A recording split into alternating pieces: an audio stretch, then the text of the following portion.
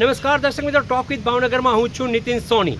ભાવનગર સીમાડી સોની જ્ઞાતિ ટ્રસ્ટની ચૂંટણી આગામી શનિવારે યોજાવાની છે। કુલ 19 ઉમેદવારો છે આ મેદાનમાં રહ્યા છે, પરંતુ મુખ્યત્વે જે કહી શકાય કે બે પેનલો છે એ મહત્વની છે અને એટલા માટે આ ઉપરાંત જે યુવા પેઢીઓ છે એ પણ આ બંને પેનલોમાં છે, એટલે ચોક્કસપણે કહી શકાય કે સમાજ માટે જે સેવાનું કામ છે એને લઈને યુવાનો તત્પર રહ્યા છે। કેટલાક વડીલો છે, નિવૃત્ત અધિકારીઓ હોય એ પણ આ વિવિધ ક્ષેત્રના હતા, એ લોકો પણ આ ચૂંટણીમાં ઝંપલાયું છે। મહાજન અસ્મિતાની જે પેનલ છે એમના સભ્યો આજે આપણી સાથે જોયા છે, આપણે તેમની સાથે વાત કરવાના છે। શું છે તેમનો ગોલ, શા માટે તેઓ ચૂંટણી લડી રહ્યા છે? કેતનભાઈ, મહાજન અસ્મિતા પેનલ શું ઉદ્દેશ શું છે? ચોક્કસ તો કેતન રાજપુરા, હું હાલ પોતે પત્રકાર છું। ચોક્કસ અમારી જે પેનલ જે છે મહાજન અસ્મિતા, કે જે હાલ આ સોની સમાજ જ્ઞાતિ જે આપણી ટ્રસ્ટની જે ચૂંટણી છે કે જેની અંદર હાલ ચૂંટણી જે છે લડી રહી છે, સૌથી પહેલી તો વસ્તુ એ છે કે મહાજન અસ્મિતા એટલે કે સમાજનું ગૌરવ કહી શકાય, સમાજની ઓળખ કહી શકાય, સમાજની પ્રતિષ્ઠા કહી શકાય। આ એક જે ફરી જે છે એ વધુ જાગૃત થાય એનો એક સૌથી મોટો પ્રયાસ છે। જ્યારે હાલ આ ચૂંટણી જે છે એ આવી રહી છે ત્યારે સમાજની અંદર હાલ અનેક પ્રકારની વિટંબણાઓ હતી અને કહી શકાય છે કે ઘણા દશકો બાદ આ વખતે જ્યારે ચૂંટણી આવી રહી છે, મારી સાથે મારી આખી યુવા પેનલ જે છે એ હાલ ચૂંટણીમાં છે તે બહુ જ મહત્ત્વનો ભૂલ છે કે સમાજની અનેક પ્રકારની જરૂરિયાતો છે કે જેની અંદર સૌથી પહેલે કહી શકાય છે કે જ્ઞાતિની વાડીના પ્રશ્નો હોય, સમાજને બીજી સુવિધાનો હોય, સમાજને કહી શકાય કે વિવિધ સહાયોની જરૂર હોય છે, અથવા તો કહે છે કે શૈક્ષણિક જે કહી શકાય એ બાબતની જરૂર હોય છે। જે બહેનો દીકરીઓ હોય છે કે જે ક્યાંક ને ક્યાંક એવા કાર્યક્રમો થકી પોતે આત્મનિર્ભર બની શકે, આવા અનેક મુદ્દાઓ જે છે કે જેને લઈને હાલ અમે જે છે એ હાલ આ ચૂંટણીમાં ઉતરી રહ્યા છે। પણ સૌથી મહત્ત્વની વસ્તુ એ પણ છે કે ચોક્કસ લોકોએ જે છે એ અમારા આ જે એજન્ડા છે કે તેને લઈને અમારો જે એક એજન્ડા જે છે એને ચોક્કસ વાંચવું પડશે અને તો જ જે છે કે અમારી પેનલ જે છે એ શા માટે મેદાન છે એ લોકોને છે એ ચોક્કસ સમજી જશે।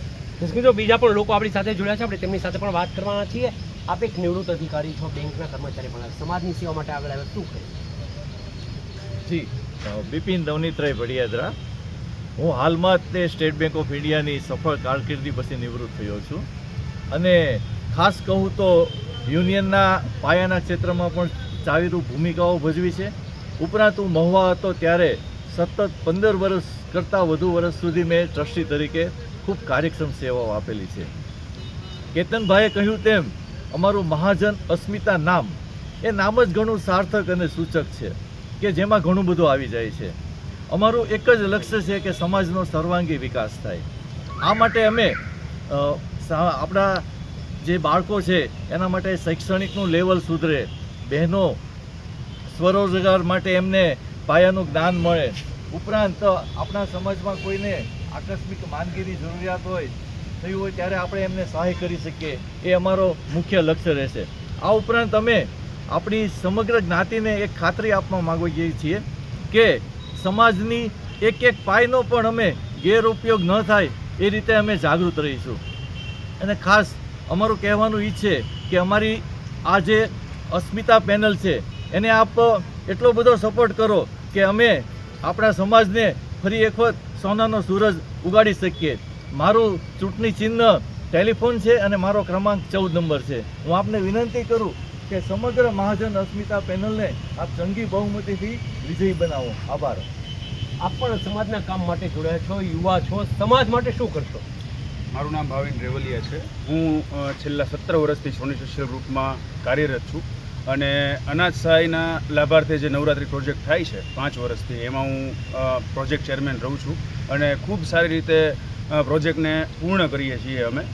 સાથે સાથે નવા ગોલ સમાજ માટે જે આરોગ્ય ક્ષેત્રે જે અત્યારે તકલીફ પડી રહી છે એના માટે અમે સતત કાર્ય કરી શકીએ એવી અમારી ઈચ્છા છે। આપ પણ જોડાણા છો, શું કહે? મારું નામ દિલીપ રાજપુરા છે અને મને બધા બકુલ સોની તરીકે પણ ઓળખે છે।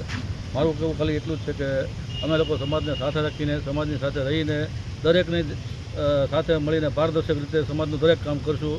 જેમાં કોઈ અમારી નક્કી કરીને કોઈ કામ કરવાના નથી। કેતનભાઈ, બહુ મહત્વની બાબત છે, ભાવનગરની જે સોની જ્ઞાતિની જે વાડી છે હલુલિયા ચોકમાં આવેલી, ટ્રાફિકથી લઈને અનેક સમસ્યાઓ છે। બીજી બાજુ એક કહી શકાય હવેલી, જે આપણી શેરીમાં જે હવેલી હતી એ પણ એક બિલ્ડિંગ છે। આના કોઈ ડેવલપમેન્ટ માટે તમારી મહાજન અસ્મિતા પેનલ શું કરશે? ચોક્કસ આજે સમગ્ર જે મેં આપે બાબત જણાવી એનો અમે એજન્ડામાં જ સમાવેશ કર્યો છે. સૌથી મોટી વસ્તુ છે હલોરિયા જ્ઞાતિની જે આપણી જે વાડી છે કે જ્યાં ચોક્કસ એક એવા વિસ્તારની અંદર છે કે જ્યાં અત્યારે એક તો રિનોવેશન માગે એવું છે. આ ઉપરાંત આપણે કહી શકીએ કે હાલ ત્યાં પાર્કિંગની વ્યવસ્થા જે છે એ નથી. એટલે જો ચોક્કસ સમાજનો સાથ અને સહયોગ મળશે, દાતાશ્રીઓનો સાથ અને સહયોગ મળશે અને વહીવટી પ્રક્રિયાની અંદર જો કોઈ તકલીફ નહીં પડે તો અમે એક એવું પણ પ્લાન કર્યું છે કે આ બિલ્ડિંગ છે તેને વેચવાનું નથી, પણ ત્યાં આ જે સ્ટ્રક્ચર છે એને આખું નવનિર્માણ કરવાની અંદર આવે. ઉપરના જે ટોટલ જે પાંચ માળનું બિલ્ડિંગ બનાવવાની ગણતરી છે કે જેની અંદર 2 માળની અંદર ફરી આપણા સમાજની એક હોસ્ટેલ જે હતી એ હોસ્ટેલ જે છે એ કાર્યરત કરી શકાય. વચ્ચેના માળ ઉપર સમાજમાં બહારથી આવતા જે લોકો હોય તેના માટે થઈને એક સરસ મજાના રૂમો બનાવી શકાય અને નીચેના જે 2 માળ છે કે આ જે માળ છે કે તેની અંદર ફરી વખત આપણા સમાજના સામાજિક કાર્યની અંદર આ જે છે એ વાપરી શકાય, જેથી કરીને ગામની અંદર વચ્ચે હોવાથી નાના માણસો જે કે જે કોઈ લોકો છે તેને સારું ઇન્ફ્રાસ્ટ્રક્ચર મળે અને સામાજિક કામમાં ઉપયોગમાં છે એ પણ લઈ શકે. આપ પણ ચૂંટણીમાં શું કહેશો કંઈ કહી શકશો? બસ આપણે અસ્મિતા પેનલને જંગી બહુમતીથી જીતાડો અને સમાજના સારા કાર્યો કરવા માટે અમારી પેનલ ઊભી છે. દર્શક મિત્રો, આ હતા સોની સમાજની જે અસ્મિતા પેનલ છે એમના જે સભ્યો છે. બહુ સ્પષ્ટપણે કહી શકાય કે જ્યારે આજે અનેક સમાજો છે, પટેલ સમાજ હોય, ક્ષત્રિય સમાજ હોય કે અન્ય કોઈ સમાજ હોય, મહાસંમેલનો થતા હોય છે, તેના સમાજને સંગઠન માટેનું કામ થતું હોય છે. શિક્ષણની ચિંતા સમાજ છે એ કરતો હોય છે, આરોગ્યની જે ચિંતા હોય છે એ પણ આ સમાજના આગેવાનો કરતા હોય છે. ત્યારે ભલે ભાવનગરમાં શ્રીમાળી સોની જ્ઞાતિની જે વસ્તી તે 5 થી 7 હજારની હોઈ શકે, પરંતુ જે પ્રકારે યુવાનો આ વખતે જે મેદાનમાં આવ્યા છે અને એના કારણે આમ જોવા જે ભલે 19 ઉમેદવારો છે પણ તમામ આજ એક જ પરિવારના, એક જ જ્ઞાતિના, એક જ સમાજના લોકો છે. કોઈ સ્પર્ધા નથી, પરંતુ જે કોઈ લોકો ચૂંટાય એ શ્રીમાળી સોની જ્ઞાતિનો જે વહીવટ છે એ સારી રીતે ચાલે, સમાજના નીચલા વર્ગના લોકો છે એ આગળ આવી શકે, એમના માટે કામ કરે તે સૌથી મહત્વની બાબત રહેશે. ફરી મળીશું નવા વિષય સાથે, ત્યાં સુધી વિચાર.